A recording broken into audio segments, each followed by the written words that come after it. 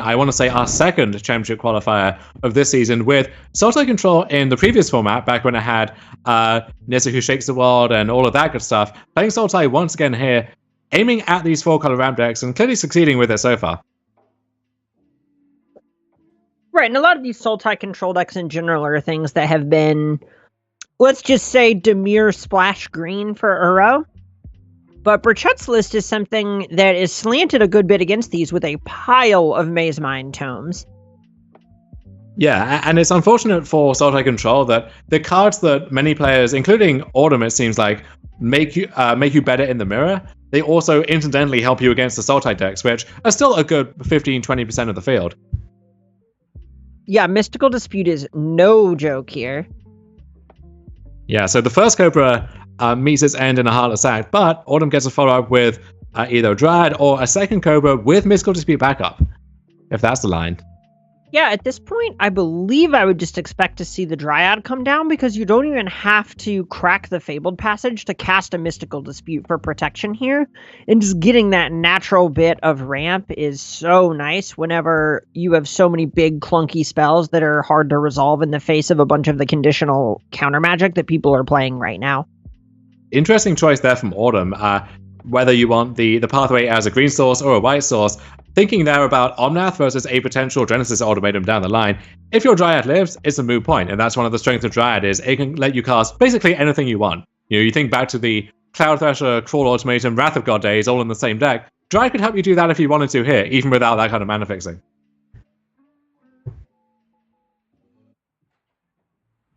Also can just send in for 2 as well, and that does kind of add up over time when you play a Cobra, you play a Dryad. Even if you're not using those to ramp into anything ridiculous, sometimes just getting in for 4 a turn, backing it up with Mystical Dispute, forces the opponent to sequence the way they don't want to. That gives you a window to land something ridiculous. Right, one of the really nice things about all of your mana creatures having a couple of points of power attached to them is eventually that is a question that Nicholas is going to have to answer. Right, in 3-4 turns, those are going to have dealt enough damage that Nicholas is going to have to get out of position to actually just throw something like a Heartless Act at one of these cards. And Glassball Mimic, we've seen used to good effect as a 3rd or 4th Lotus Cobra by proxy in the past, also can just double here as another land, which Autumn is more in the market for at the moment.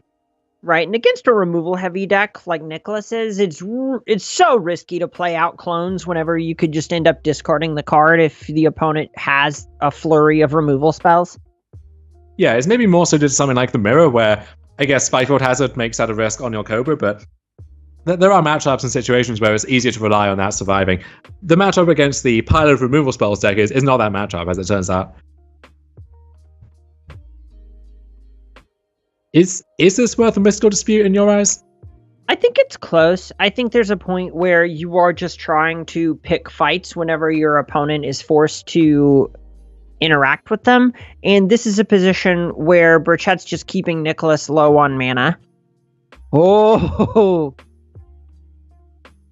Okay, and that's an Escape to the Wilds, which we can force through with that Mystical Dispute, thanks to Fabled Passage and Lotus Cobra.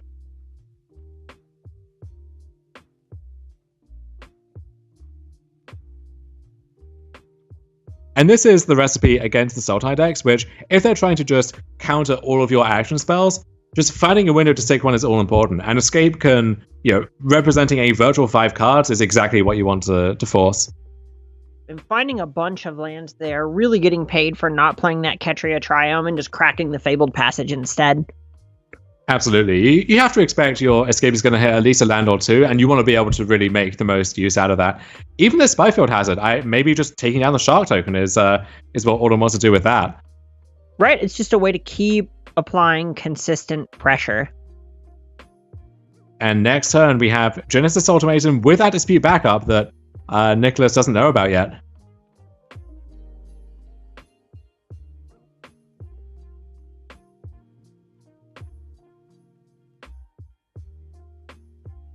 Autumn can't cast Genesis Ultimatum, right? Tell me Autumn can't cast Genesis Ultimatum. I need you to tell me that right now. Well, you see, there is a Plains and a white pathway, so you'd think the answer would be no. However, one of the choices that Autumn has made is to include Rider of the Elysian Grove, and that one, you can just do whatever you want. The color pie and color restrictions are not a real concept anymore.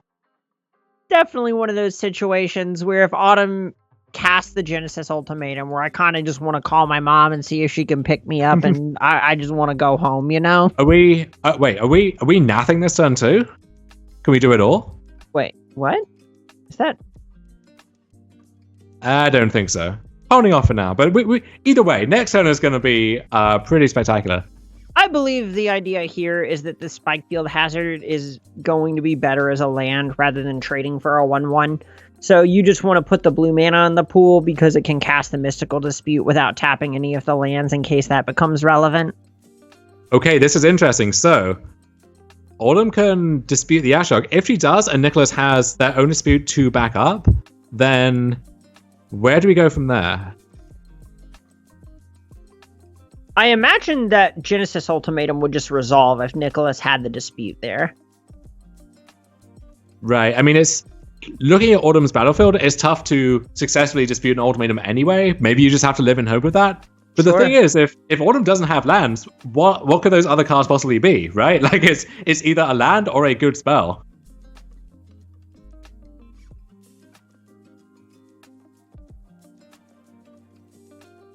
And Autumn is about to issue an ultimatum to Gabriel Nicholas.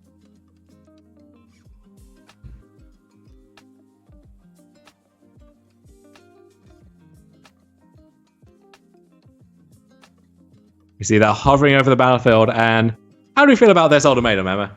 Oh yeah, no, this is normal stuff going on. Just traditional game of Magic, really.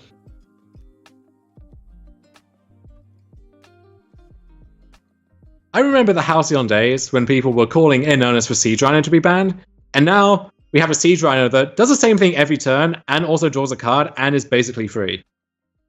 So I don't know if Power Creep is a thing or not, but I leave it to the listener to draw their own conclusions on that one. Did Autumn just miss lethal?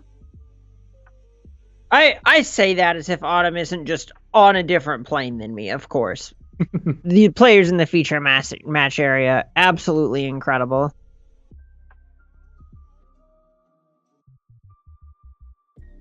So we are up to 9 mana so far, with a lot more to come in the future.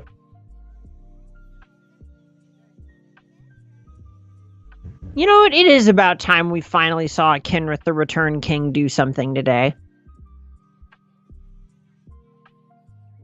The king is a little past his prime. He's a bit washed up, but I have faith that he can return to his old form before too long.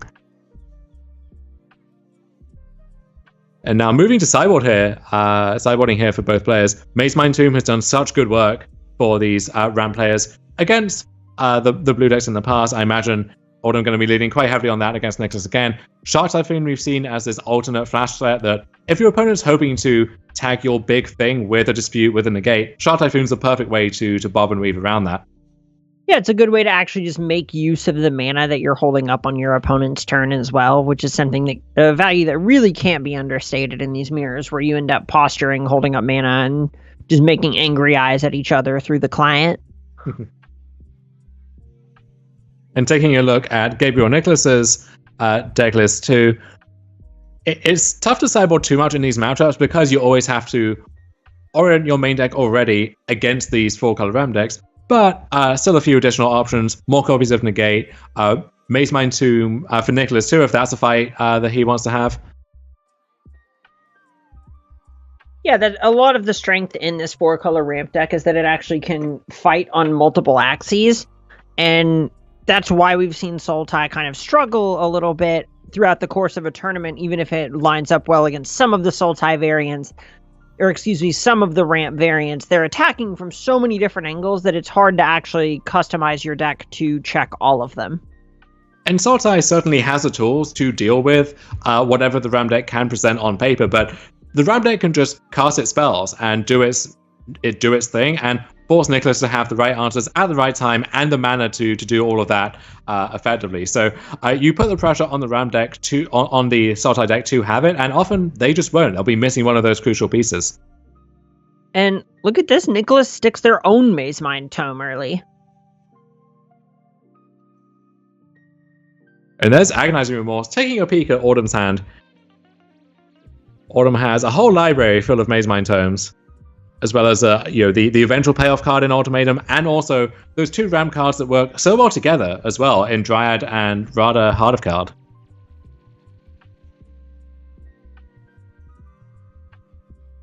Radha being the take, kind of implying that Nicholas is light on removal in hand. Yeah, and of that twosome, I think Dryad is a card which is easier to contain for the Ram deck because you need actual land drops to keep powering it out, and Dryad, unlike seemingly every other Ram card in this format, does not replace itself. So you can play a Dryad, make more land drops, but you can run out of cards that way, and that's one choke point that the Sultai deck can exploit. Right, and there's also a level where it also just isn't killing quickly at all. A lot of the value it's producing is just in the fact that it allows for extra land drops. And with these Maze Mind Tomes, there's a dynamic of how long you expect the game to go, where do you want to be foregoing a scry now so that you can get every card draw activation instead from your tomb? Or if you think you need something in a more timely fashion, do you just want to dig for that as aggressively as possible?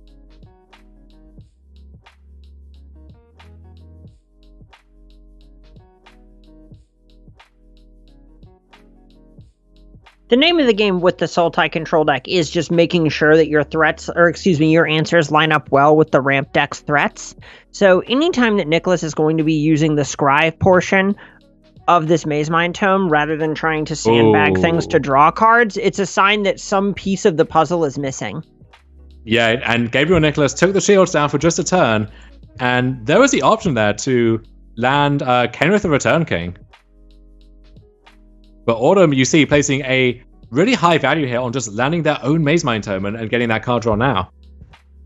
Yeah, here Autumn is really just also trying to hit as many land drops as she can. So that card, drawing the card there, if she had hit another land, would have allowed to cast the other copy of Maze Mind Tome as well. And that's just so many cards for Nicholas to have to fight against.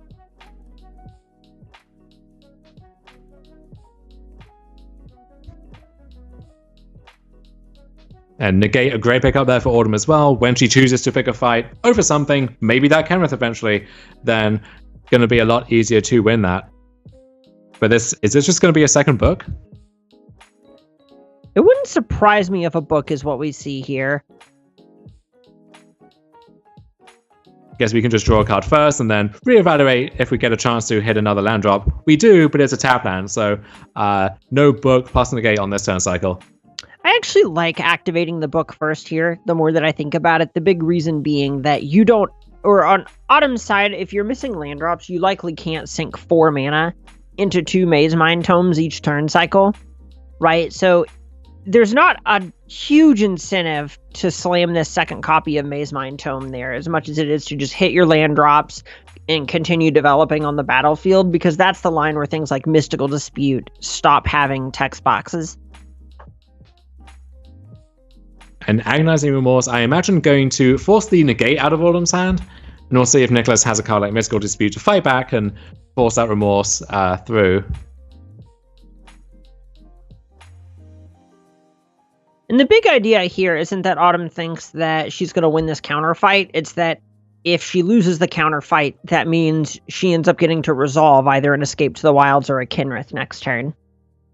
She did have a window to resolve the Kenrith on that one turn. What do you make of her declining that option? Was it just, it plays so poorly into something like an Ashiok from Nicholas's side, or what do you think the calculation was there? The big problem is it just doesn't play well into removal. Kenrith is the kind of card that can end up just giving you a ton of value in the fact that if you have a ton of mana lying around, he gives you a lot of ways to spend it in ways that accrue real, just concrete advantages in terms of raw cards or just pressure. So slamming it as a Colossopede is not really what you want that card to be doing in a matchup that's more about attrition than life totals. And I think Autumn must like her spot here, where you have the 2 books just generating this endless stream of cards, and also these 3 premier threats, any one of which can threaten to take over the game.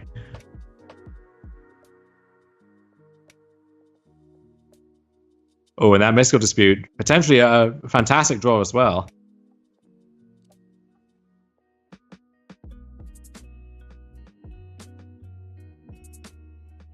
See, and this is the phase of the game where Autumn now actually has enough lands to commit 4 mana to those Maze Mind Tomes. Yeah, getting full value out of both of those books. And that Uro now is starting to look like a serious threat as well. It's easy to write both of these off as Uro decks, but Autumn's build of a 4-color ramp only plays 2 Uros. So this is and we see the second one actually materialize there. So this is a somewhat minor feature of this build, and Autumn's moved up to 3 for this tournament actually. But we've seen builds run as few as 2 copies of Uro, and that makes me think, if Uro is the only casualty of the upcoming announcement, is what they're calling it, then I think this deck survives mostly intact. So it seems like other action would have to be taken. Yeah, it's a situation where Uro is just a feature of this deck rather than a core component.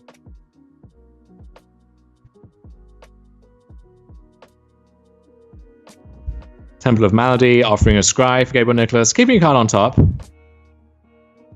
Likes what he sees. And we're doing a little more reading here on Gabriel's end step.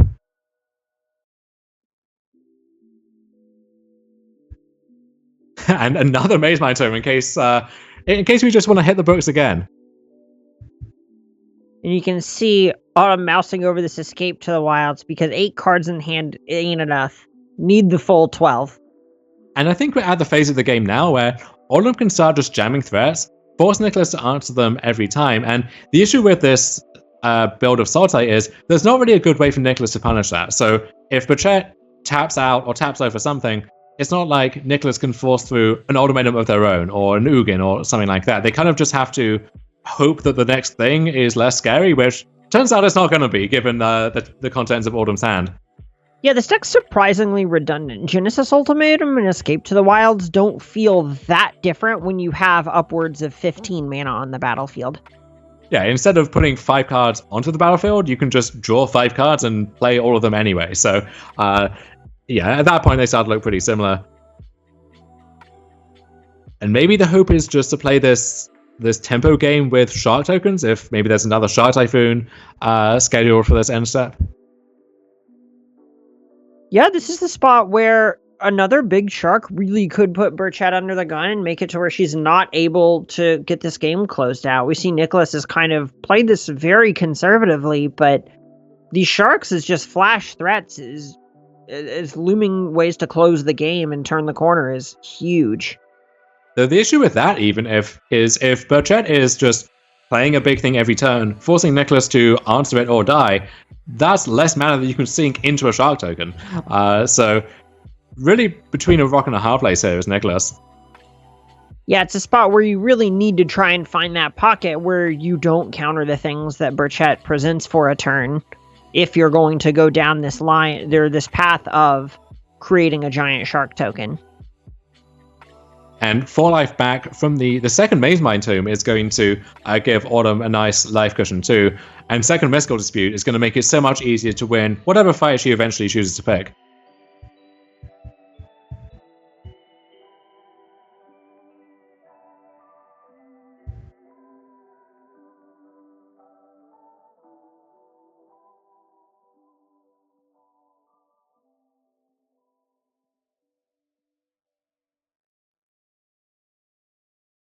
And here's that Shark Typhoon for 4. Okay, it looks like that's the plan.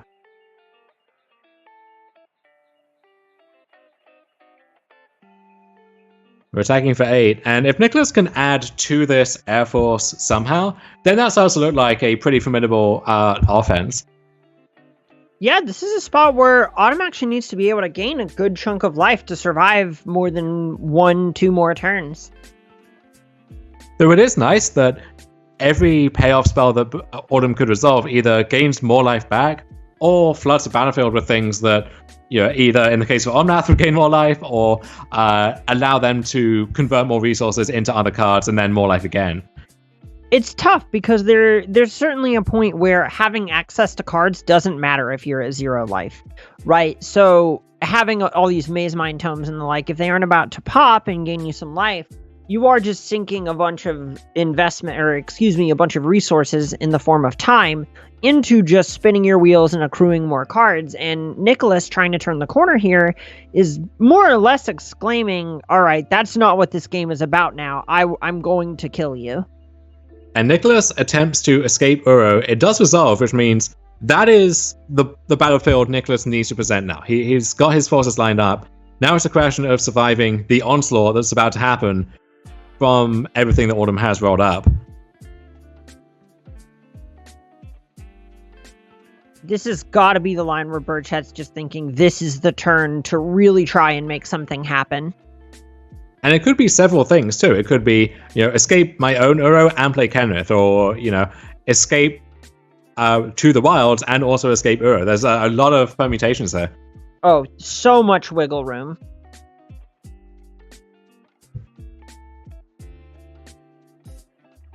Looks like green mana is a slight limiting factor, but the pathway actually a nice draw for alleviating that.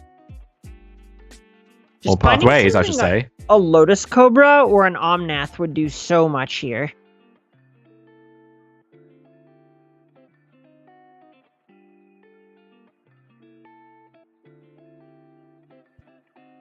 Ooh, Essence Scatter, a nice permanent answer, or in the case of Uro, semi-permanent answer. Just at the low cost of 2 mana. And it's nice that most of us call semi-permanent things temporary. Well, sure. What am I, a thesaurus? So yeah, this is Mystical Dispute to tap Nicholas out altogether, at which point the second dispute can break that fight. But Nicholas knows if this feels like a bait, right? If the first dispute is tapping you out, there's either a second dispute or something somehow even scarier than an Uro. So Nicholas kind of has to hold off and grit their teeth, hope for the best. As wild as this is to say out loud, Uro is not even remotely the scariest thing that Burchett's deck can put out this turn. So what do you think the right follow-up is? At this point, if you're an Autumn Seed, I think that says that Nicholas only has one more counterspell left, and you might just want to fire off this escape.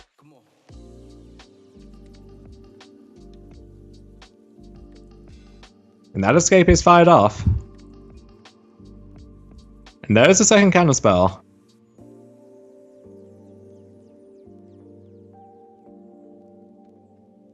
So there's Dispute, and now the escape is fired up. And we do find the Lotus Cobra, so that sets up a lot of shenanigans for future turns. We even found another Mystical Dispute as well. Yeah, that was a really nice escape. Just kind of one of each thing that you want to be able to find. Yeah, Omnath finally making an appearance too.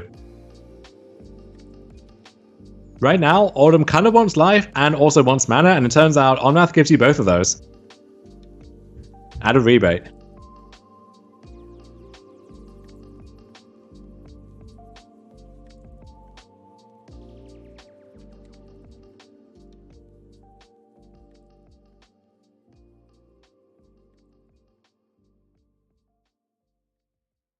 So what can Nicholas muster up here?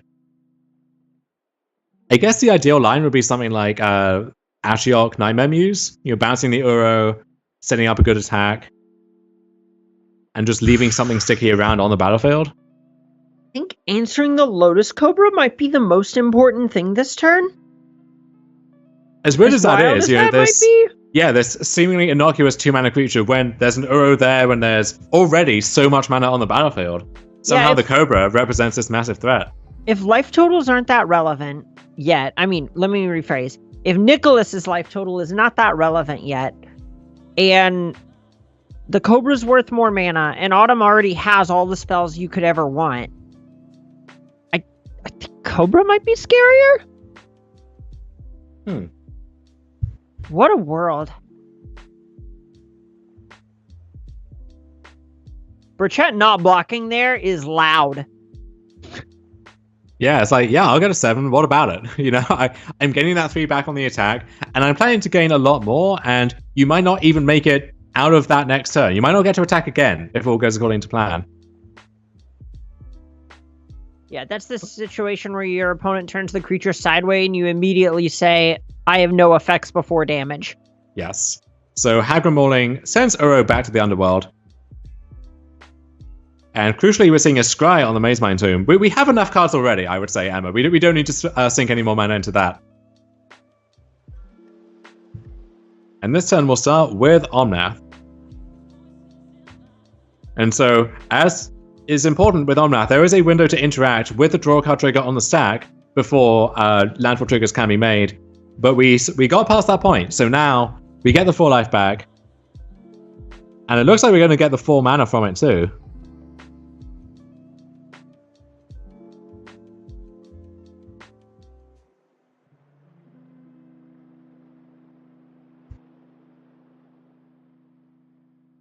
Autumn being very deliberate in how she adds mana to the mana pool here. This is a situation where there are so many specifically colored pips that you just have to be so careful about how you cast your spells. Yeah, it feels like the game at this point is just about sticking the landing. You know, you have all the resources you need to get this one under control, but you don't want to leave yourself unable to cast the spell you want because there was some careless, I made white instead of green or vice versa 2 minutes ago. Right.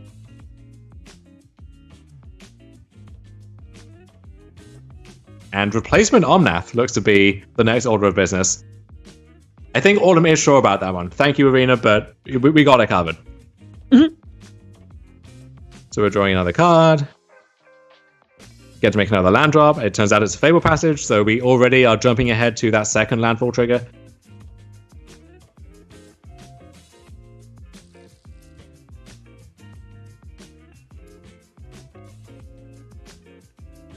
Last roll from Omnath, last one from Cobra. That land came into play untapped. And now are we about to hardcast a Shark Typhoon? Oh yeah, you love to see it. Oh, and then Genesis Ultimatum, maybe? Just make a big old blocker? I guess so. Yeah, this is that spot you were describing before where Autumn's just saying, okay, counter it. Go ahead. There are more relevant spells where that one came from. And this 7/7 Shark, if Nicholas's plan is to start attacking furiously and get the game over with, you have to care about the 7/7 Shark as well. Oh, tell me this could be hit with a Jwari Disruption. Oof. After all of that. But no, it's going to resolve. And we will be choosing to add several things here to the battlefield.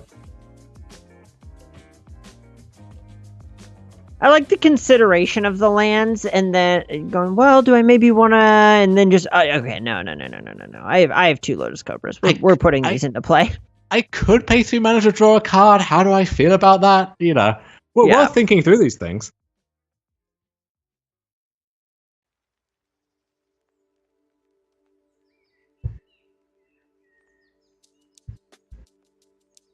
And now that a Dryad has gotten involved, colored mana isn't really a squeeze anymore.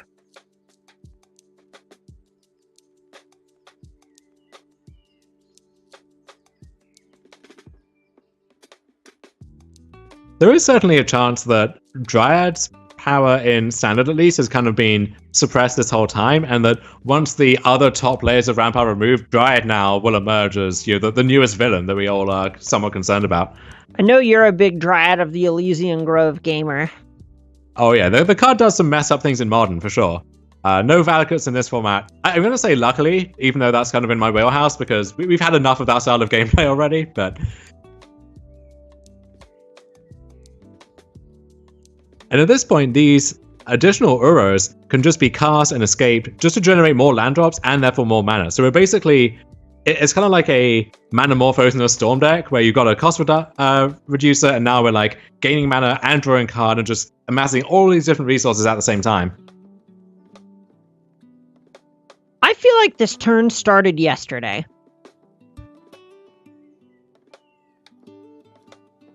Like, join us tomorrow for the Season 2 championship. Oh, wait, is this lethal? Tell me this is just lethal too. Emma, this is just lethal. I don't know if that's true, but I just want to make you happy.